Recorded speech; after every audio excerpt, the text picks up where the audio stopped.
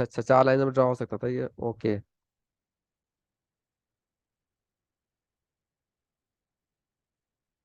देखो मुझे लगा था ना कि जीरो कवर कवर नहीं हो पाया, तो मैंने इस तरह कवर कर लिया। 4 लाइनों में ही तमाम, क्योंकि 4 असाइनमेंट हुए हैं तो 4 लाइनों में तमाम जीरो कवर होने चाहिए। तो 4 लाइन में तमाम जीरो कवर हो गए। इसका मतलब मैंने मिस्टेक नहीं की थी। क्योंकि अगर 4 में कवर नहीं हो पाते फिर तो मेरा ये एक इंडिकेशन होती कि मैंने मिस्टेक कर दी है कहीं। तो अब ये हो गया। अब इसको जो है, अब मिनिमम अनकवर्ड एलिमेंट निकालो, क्या आ रहा है इसका। मिनिमम अनकवर्ड एलिमेंट 1 है। इस 1 को तमाम अनकवर्ड में से माइनस करवाना है और इंटरसेक्शंस में ऐड करवाना है बेटा। तो अब क्या बनेगा बेटा, बताएं।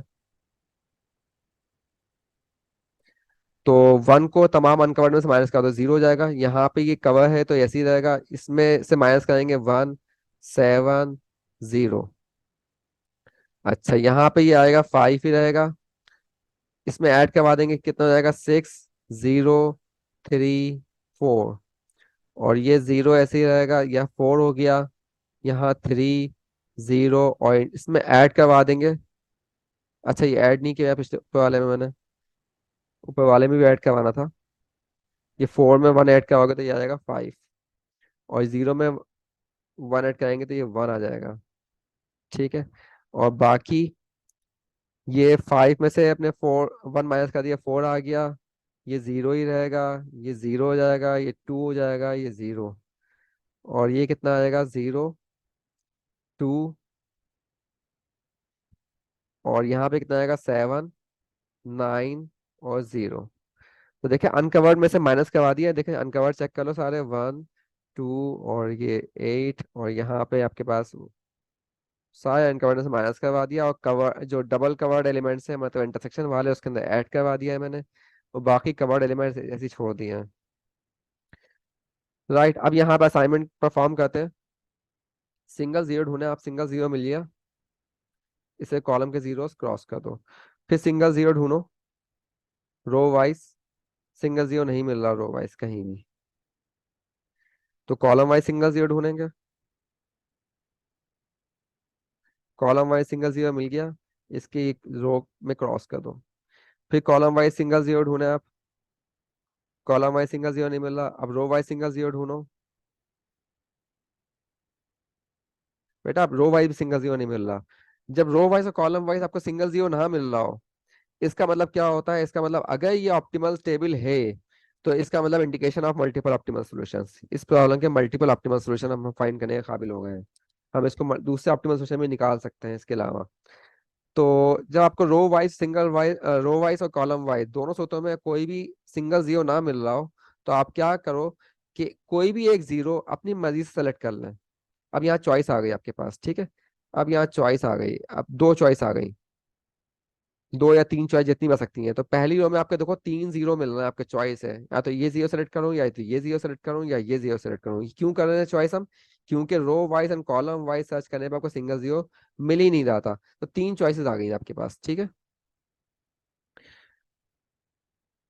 तो हम पहले एक चॉइस पर अमल करके एक टेबल बनाएंगे।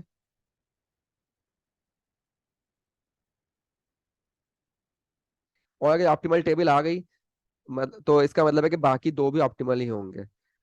अच्छा, मैं इसको लिखता हूँ दोबारा से।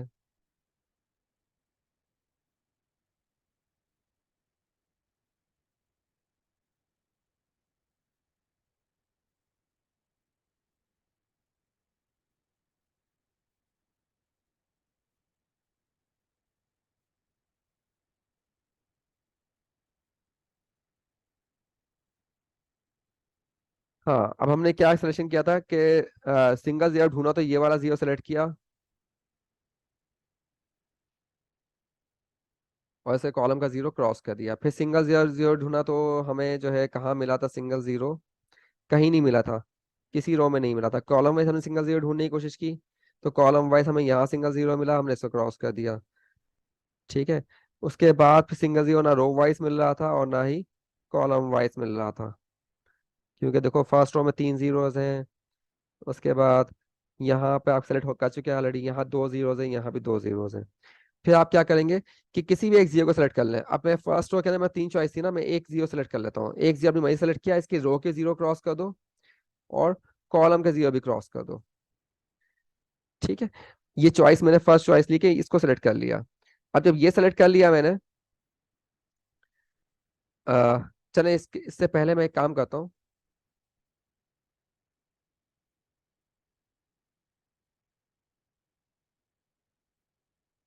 एक काम करते हैं कि हम जो है, हाँ, इसको मैं यहाँ से कॉपी करता हूँ।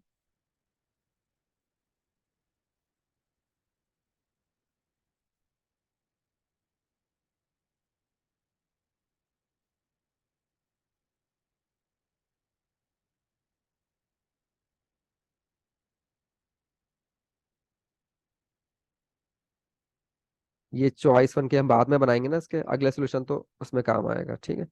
और ये एक और मैं पेस्ट करता हूँ।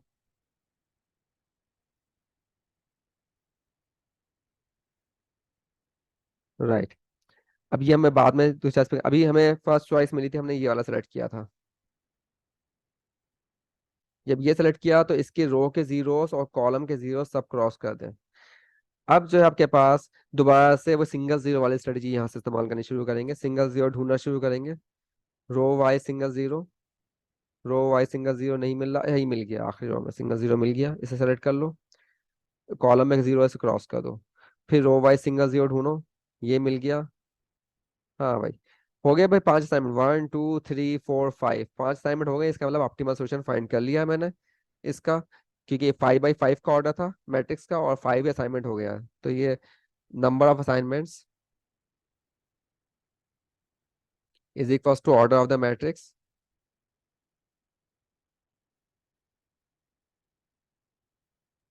इसका मतलब क्या हो गया, करंट सोल्यूशन इज ऑप्टिमल।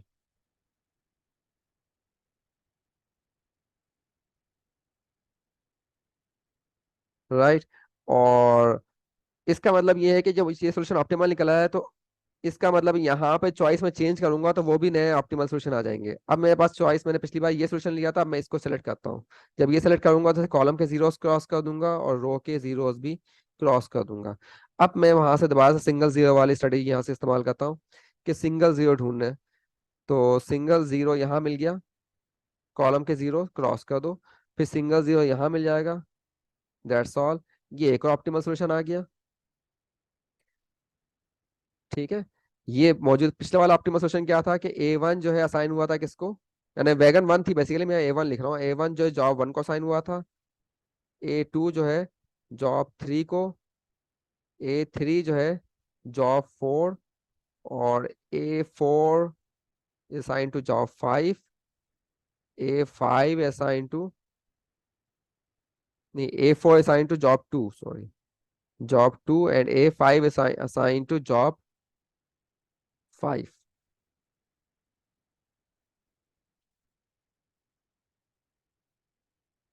यहाँ भी आपके पास ये जो सोल्यूशन आया है, इसके अंदर क्या है, A1 जो असाइन हुआ है जॉब टू को असाइन हुआ है।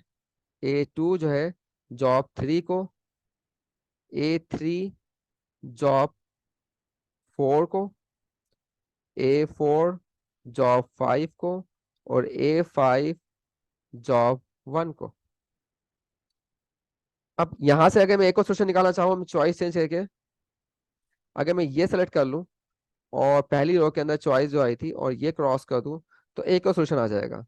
अब यहाँ सिंगल जीरो ढूंढूंगा तो सिंगल जीरो ये सेलेक्ट कर लिया मैंने, और यहाँ पे सिंगल जीरो सेलेक्ट कर लिया ये वाला, तो एक और सोल्यूशन आया है।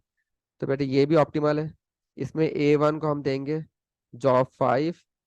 A2 को देंगे जॉब थ्री। A3 को देंगे जॉब फोर। और A4 को असाइन करेंगे जॉब टू। और A5 को असाइन करेंगे जॉब वन। और देखिएगा टोटल कॉस्ट जो इन सब के केसेस में सेम ही होगी, क्योंकि तीनों के तीनों ऑप्टिमल सॉल्यूशंस हैं। तीनों के तीनों ऑप्टिमल सॉल्यूशन है, तो इन सब में टोटल कॉस्ट सेम ही आएगी। अब हमें क्या टोटल कॉस्ट निकालने के लिए क्या करना पड़ेगा, जो हमने सर्किल किए हैं इन एलिमेंट को सम करके लिखना पड़ेगा। तो टोटल कॉस्ट बेटा आप निकाल के देख कर लेगा, टोटल कॉस्ट कितनी आ रही है इनकी।